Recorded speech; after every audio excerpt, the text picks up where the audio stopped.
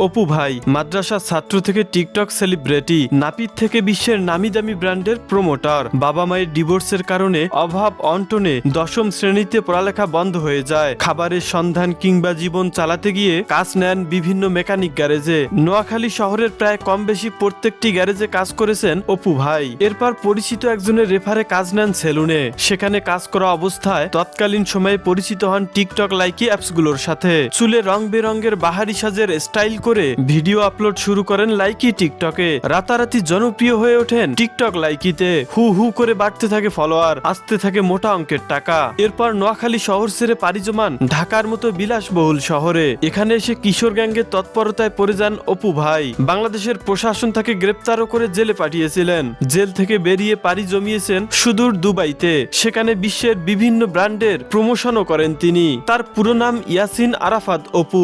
social মিডিয়ায় তিনি অপু ভাই